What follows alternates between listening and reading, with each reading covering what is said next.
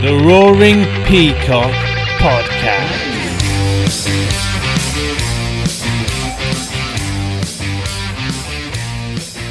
Welcome back to the Roaring Peacock LUFC fan channel. I think we branded it. This is the preview of Leeds United, greatest team in the world, versus Brentford. The Lego Stadium from fucking London. Lego Stadium, yeah. My name's Adonis. Lego Stadium, bus stop near Watford. Fucking whatever. Lego Stadium, bus stop near whatever. At the Westfield Centre in London. Fucking shit ass. Give Thomas them Frank. ammunition back. And They'll I'm nail joined this by podcast on the changing room wall. They'll nail it on the podcast. They'll nail it on the wall to inspire the players. And Thomas Jansen's a big fucking useless prick and all. I mean, he's not playing, is he? Fucking hell, everybody's got the sneezes. You're right, Barney, there, love. Yeah. It's the season. Bless It's the you, mate. season. Bless you, mate. We're joined by Barney and Big Mac once again to discuss this fantastic game at the Lego Stadium. Is Toney playing, by the way? Ivan Toney, is he being banged up for... Is anything happening with that? Didn't he put 1 million bets on? Didn't we have a player? We had a young lad who put bets. Young lad? Who was that? Can't remember his name now. Under 21 lad. Was it not McCarran, was it? It was, He put a bunch of bets on and he was banned for ages, wasn't he? Prior to even being found guilty, he was banned, whereas Toney has absolutely been found guilty. He's still playing and scoring goals. It's madness. In the league. And yeah, somebody said the other week, you know, when he took that penalty, he'd put his house on it. Probably Jordan did. Stevens. There Jordan you go. Stevens, that's it. Yeah. This is why you tune into this channel, to be reminded of Jordan Stevens. Mm-hmm. Be reminded of the injustice that happens when it's Leeds United involved. That's what goes on. Right. Exactly right, Mac. Okay, Leeds Brentford. We positive. We're looking forward to this game. We're gonna win. No, We're gonna win. Don't say that 3-letter word. Do you know Right. what? Yeah, we are going to win. Yeah? You know, I'm the most dark and gloomy Leeds fan ever. But I actually think, you know, we've talked about Cardiff. I think that I can just see, for all the negatives, a little turn of a corner in regards of how we're actually playing, and the formation starting to take shape, and again, new players coming in. So I think we're going to beat these, and we owe them one because that's, you know, not getting a penalty, the offside, just the general sort of. It wasn't a 5-2 game. I think the lads are going to be up for this, and I think we'll beat them. I'm not going to say comfortably because literally they only have to have 3 shots on goal to score twice, but 3-2 Leeds. But I'm quite confident. Okay, Barnes. After all that positivity, you must be feeling quite positive yourself, no?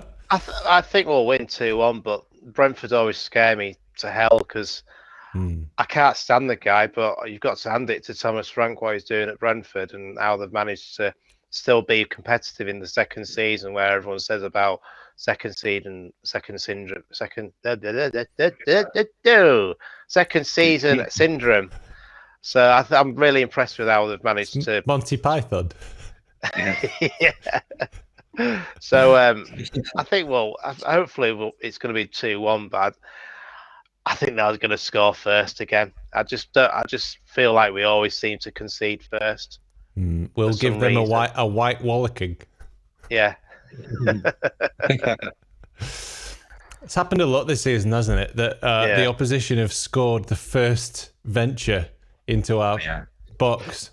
Absolutely terrifying every single time. Or against the Cardiff away, it was our own corner. And do you see that image of our corner? And we had nobody back. No one. It's chaos. That's definitely a system problem. This is why me and Barney both said we can't. Still got issues with the way that he's setting them up. and the tactics that are being employed during the game isn't right. I mean, I read an interesting thing today about how he was working on set pieces to try and nullify their threat, and I'm thinking, what their set pieces are ours? Because every time we seem to get a free kick or corner, they usually score from it. Like Aston Villa did it, didn't they? You know, we were. Oh, it's just bad. It's really bad.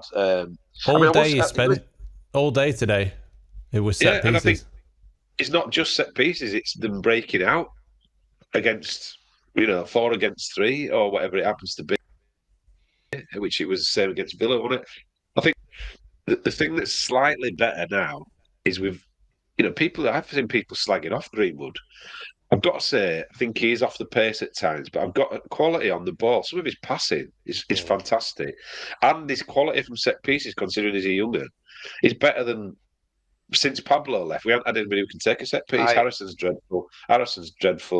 I think his set piece taking is at least giving people, when you hit the first man or you hit somebody on the edge of the box with a free, it's coming straight back, towards your goal. And I think at least Greenwood's, exploiting the opportunity from a set piece to create a chance, or at least, have a shot on goal, or it goes wide, and create a bit of time between us having a free kick and it ending up in our net 4 seconds later. So, that's a slight, caveat on that. But he's only a young kid. I think he's doing really well, and he's not a midfielder,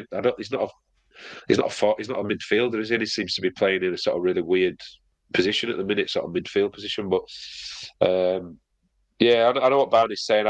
Brentford worry me because I think they'll smell blood a little bit. I think, in front of our crowd, he'll know if you shut the crowd up or if we have a bad start to the game, they'll start quickly, and I think they'll smell blood a bit and think if we can get one early, we could get a couple and 2 or 3 and put the game to bed. But I'm confident. All that said, I'm confident we'll do it. I love Greenwood. I think he's just very quiet in the background, but the way he strikes the ball, it's just perfect. You can tell he's been doing that for so long and practicing, because if you watch him, he reminds me of, I hate to say it on a Leeds United podcast, but he reminds me of David Beckham, the way he strikes the ball, how he's quite low and he's very measured with the ball. He did a cross against Cardiff, and it was absolutely just bang on the pass. It was just beautiful the way it just curled into the corridor of uncertainty. No, there we go. Bring it back. Yeah, and it was on a plate for him as well. I can't remember. I think it was Rodrigo, and Rodrigo got onto it, but he just missed it. But it was just the way it just curled in, the way it just passed the ball. If you ever get a chance to just watch him kick the ball, it looks lovely. It really does. Rather than Beckham, I'd say James Ward-Prowse, it reminds me of, because he's got this kind of chip.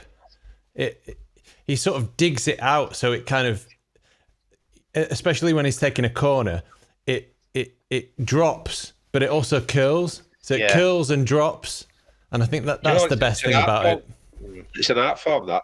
When we were kids, if you played out wide, I was left-footed, so even though I played centre mid, they used to drive, when we had the ball, and it's an art form, and you used to take pride in that, being able to pinpoint shape on it, whether that be almost knuckleball, as they call it now, but hit it with the outside of your foot or your toes across the box, or put shape on it, bending in towards the keeper, or bend it out aggressively towards somebody's leaning on the 6-yard box penalty spot. That was an art form in my day, and it's something I always say. I've said it before in this podcast, that it's a dying art form, because people have got, it was like a throwback to them. You could go through a list. Who's the lad at Blackburn? Ripley, Wilcox, Guppy, Beckham. Harry Kewell. Bowyer. The players that had them wide players that took pride in being able to pick one out and put it into as you said, that corridor of uncertainty. If you don't hit a man to pick a man out, you hit an area, a dangerous area that's going to cause trouble. And it's a dying art form. I think Greenwood has definitely got that in his game. And there were 2 times he got the ball like 5 yards out of our box, and he threaded quite a dangerous pass through about 3 of their players to somebody out wide. and everyone was pinpoint. And you just think with a bit more, you can't head a ball for Toffee. I've got to say, I don't know if it's his hair because it looks like he's dyeing his hair or doing something with his hair, whether he's getting a transplant early or whatever. But he don't go head the ball. A few times tried to head the ball and it came off the side of his head and went out for a throw in. But take that away from his game. He's got good feet.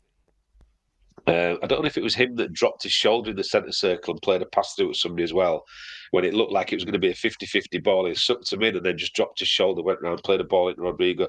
He's got a lot of qualities, and I think that Marsh and others, Bielsa, were right to say, there's a lot of young players have come through and been passed off, and he hasn't, and there's got to be a reason for that. You see something in a player, don't you, that you think he's got that, they call it a point of difference, don't they? So when we talked about my boy at Leeds United, he's not always the most physical, he's not the most aggressive, but he's different to everybody else on the pitch. And I think that Greenwood, Nonto, whatever, they're the players that give you that difference. That you want to, when he gets the ball, you're kind of confident that he's going to find his own player. And that's a good thing at the moment, because the one thing we don't want to do, Leeds, is give the ball away anywhere on the halfway line or the final our third, because we usually concede. He's struggling a bit, I think, to find his position in the team. Yeah, and I think 8, maybe he's just not got that quite like physicality for the defensive side of it, and the box to box, the stamina bit. I would have thought maybe 10 would have been his best position, but Harrison looked fantastic.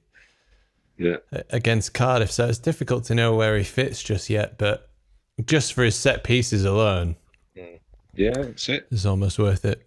It's hard to drop him in it, because who else is taking a set piece, because none of them can take one. It's frightening. Brentford, last few games, 2-2 at home to Tottenham, 2-0 away at West Ham, they beat Liverpool 3-1 at home. Lost 1-0 to West Ham in the Cup. Doesn't really count, does it, the Cup? After all that praise for against Cardiff. For us, we've not been out in 16 years. And they beat Bournemouth 2-0 in their most recent game. Very, very comfortable. Barney said it. As much as I don't like him, he's done a cracking job, and not spent a massive amount of money either. He sort of seems to bring in good players and under the radar players. He's getting the best out of everybody, isn't he? So that's what a manager's there to do. I think in the league, just behind Brighton, just ahead of Liverpool and Chelsea. Wow, it's going to be tough. Wow. Four out of the last 5 they've won. Only what they like away from home, though, don't they? What they like away from home. Away from home. Putting you on the spot there. Cut this out of the edit. They beat West Ham 2-0. Away from home, they beat Man City 2-1. Who else have they beat? Oh, they lost 4-0 to Villa. They're shit. We're going to beat them. There you go. There we go. Done. Focus on that result. They've only beaten Man City and West Ham recently away. Terrible. The difference between us and them is they've got an organised defence, and we've said it before, haven't we? But all this searching the globe for players, that Ben Mee's been a giant for him, hasn't he? So, as much as Frank's got this in bringing players, but he brought that Lewis Potter, young lad, that he's brought in me, and they seem to have really, added something to their, Tell you what, that guy Janssen, he did quite well for them for a while. Well, exactly. We threw him under a bus and he Club took him captain. on, and he's been great for him. Yeah, exactly. So if only we had some defenders, I'd be more confident. But yeah, it's I still think we'll beat 3-2. If only we'd kept Ben White, hey? Yeah, it's all about the start, isn't it? You said it. You touched on it before. If we have a fast start, you saw what that Nonto goal did for the crowd, and we end up going in 3-0 at half time. I mean, on the back of that, that wave of optimism and the cacophony that Ellen Road could be, even though it wasn't as loud as it is, but it's always going to be like that on a very cold Cup night. And Cardiff are going to care a lot more, aren't they? But it's a long way back to Wales when you're shit. Don't we know? So finals at Cardiff. Yeah, and I think they've missed something without Eriksen. With losing Eriksen, they've really missed that creativity that can kind of unlock a defense when, so I think if we can go ahead and if we can show the kind of grit that we showed against Newcastle away, that was the last clean sheet, when we sort of shithouse them, then I think we've got a chance. Yeah. Barnes? There's going to be two things. If we lose, there's going to be the old thing about the recruitment, and look at what Brentford are doing with the recruitment, and look at what we're doing in recruitment. But after listening to Marsh's press conference today, he says there's a certain type of player that we look at, and it's not just a player about ability; it's about a player that understands playing for Leeds United. I don't think some of those players that play for Brentford would understand what it means to play for a big club like Leeds United. And I think that it'd be interesting to see where Brentford are, say, in 2 or 3 seasons compared where we are in 2 or 3 seasons. Hopefully, if we stay up again this season and progressing, because I can't see Brentford hitting that glass ceiling and getting into the top 6. I can't see them doing that because where they are and what they are as a club. But for Leeds, we should be pushing. What, we're the 9th biggest income in the Premier League, is it? Or yep, 18th biggest revenue in world football. In world football. So as a club like that, who just managed to get out, managed to stay in the league last season, and where we are now, we should be progressing. Are Brentford going to do that? No, I don't think they are. So I think we've got to look at the bigger picture rather than just say, well, look at what Brentford are doing recruitment and what we're doing recruitment. Yeah, I think we'd be 4th in terms of revenue if we were in the Serie A or La Liga. Or no, La Liga. That's crazy though, isn't it? If you think about it. From where we were, 6 years ago to where we are now in terms of revenue. Mental. But that's where you've got to give, as much as he gets a lot of shit, you've got to give.